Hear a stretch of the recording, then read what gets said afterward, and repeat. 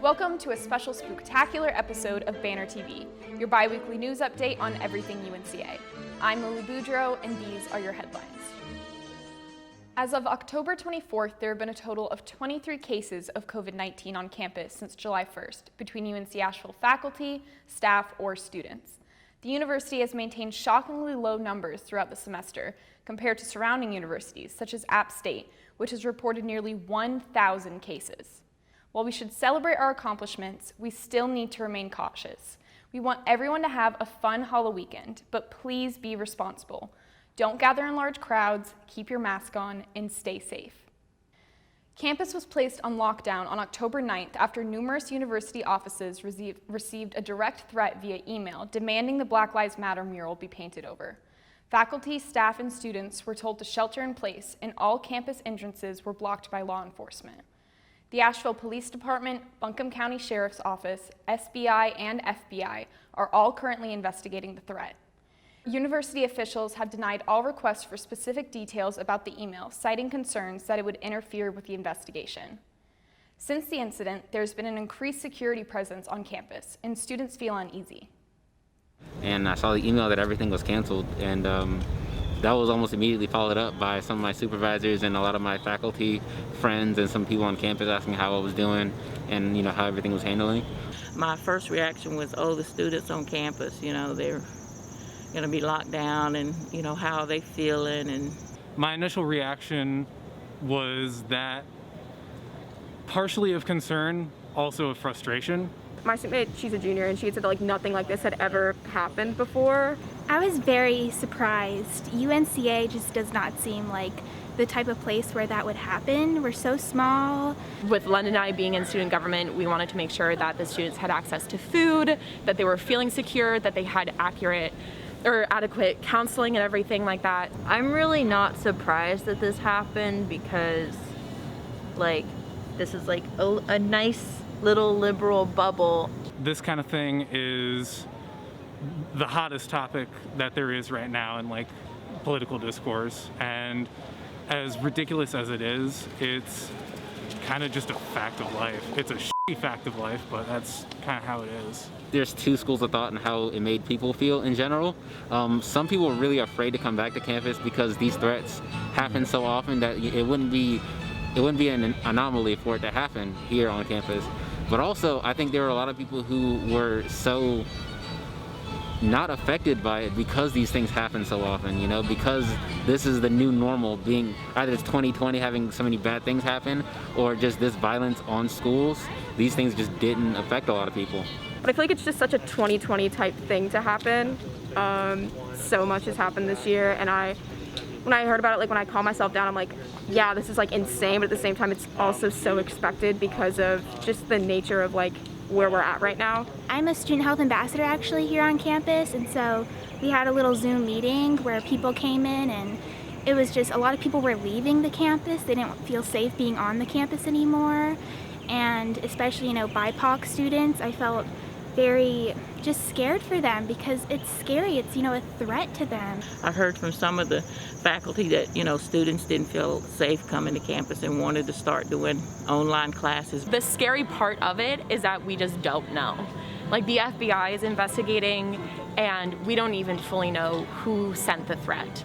I doubt he's a student. I doubt he has anything to do with the school. He probably just saw it on Facebook or on the news. I don't like to let fear control me, or I don't think we should let fear control anyone, but it is a present thought. It's just been nice to see everybody come together during this time, a lot of people are just reaching out and making it feel like we really have a community here. Personally, I love UNCA. I love that the Bulldogs are strong and they don't get terrorized by threats.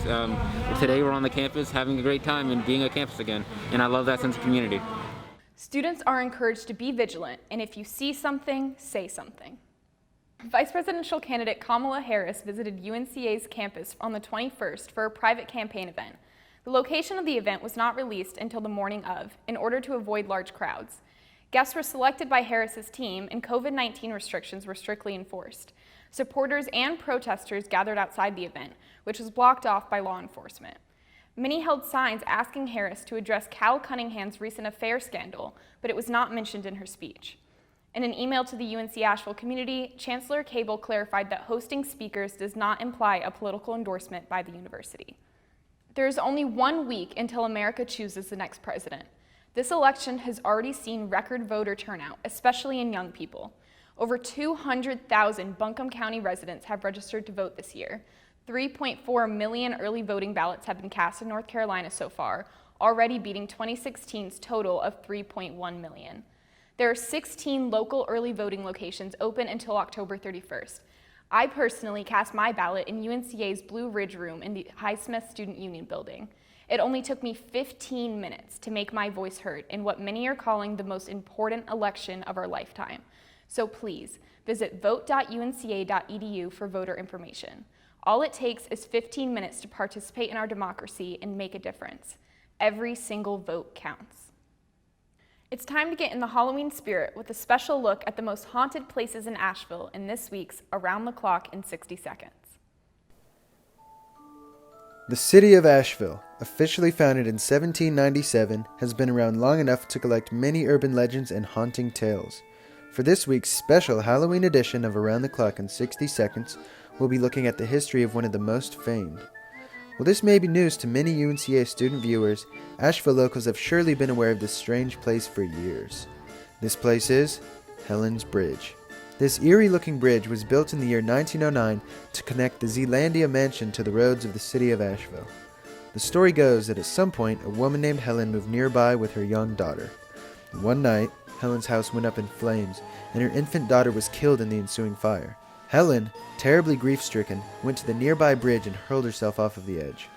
Rumor has it that cars will occasionally have electrical issues when drivers pass under the bridge. There have even been tales of drivers being approached by a woman asking if they've seen her daughter. Helen is just one of the many supposed ghosts staying in Asheville with us. So I'll just leave you with this. Remember on Halloween night, don't drive alone under Helen's Bridge unless you want to risk an encounter beyond our understanding. And don't party. And please wear a mask.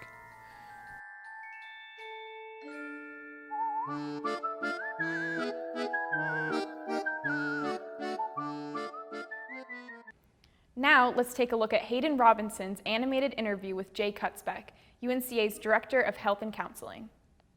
Hi. Hi, how you doing? I'm doing great. How are you? I'm doing well.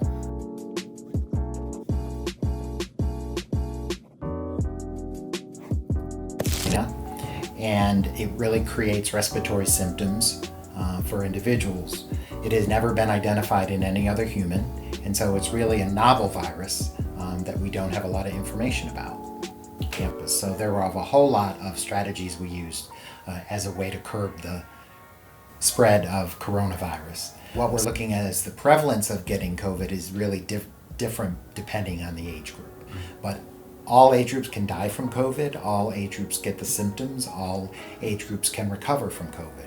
What we do know, however, is people that coronavirus spreads very quickly in crowds, and for college students that can mean a party situation. Mm-hmm. And so trying to avoid those more risky situations would be a way to stop the spread of it.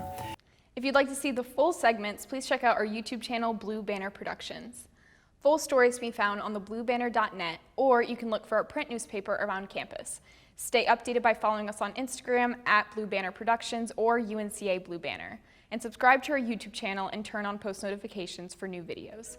Thanks for tuning in. I'm Lillie Boudreaux, and this is Banner TV. Happy Halloween, everyone.